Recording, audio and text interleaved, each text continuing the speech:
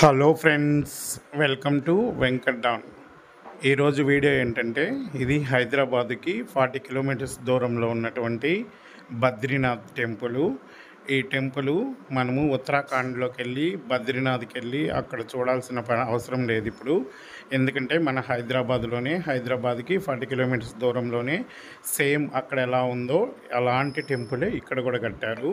అంత దూరం వెళ్ళలేని వాళ్ళు ఇక్కడనే దర్శనం చేసుకోవచ్చు. మన బద్రీనాథ్లోని విష్ణుమూర్తిని ఇక్కడే దర్శనం చేసుకోవచ్చు. కానీ ఇందులో ప్రత్యేకత ఏంటంటే ఉత్తరాఖండ్లో ఉండే బద్రీనాథ్ ఆలయం నుంచి అఖండ దీపాన్ని తీసుకొని వచ్చి ఇక్కడ పెట్టి ఉంటారనమాట. అఖండ దీపాన్ని వీడియో తీయడము మిస్ అయిందనమాట, మనం తీయలేకపోయాము. అఖండ దీపం ఇక్కడ ఉంటుంది.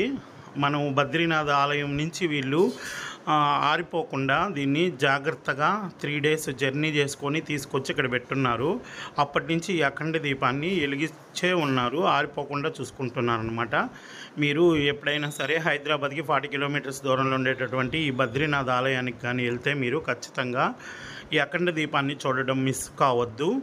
ఈ లోపల విష్ణుమూర్తిని బాగా దర్శనం చేసుకోవచ్చు అనమాట. ఇక్కడ విష్ణుమూర్తి బద్రీనాథ్లో ఎలా ఉంటాడో సేమ్ అలాగే ఉంటాడనమాట.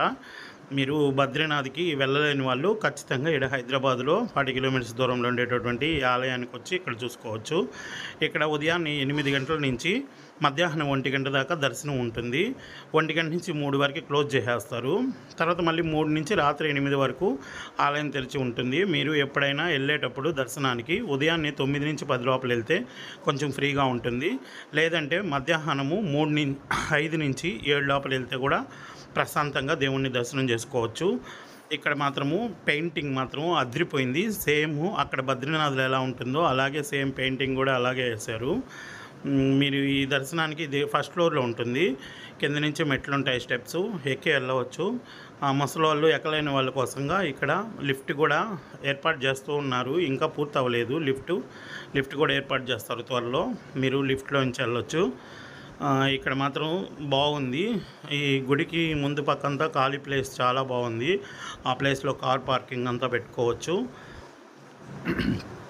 మీరు మధ్యాహ్నం ఎండలో మాత్రం రావద్దు గుడికి.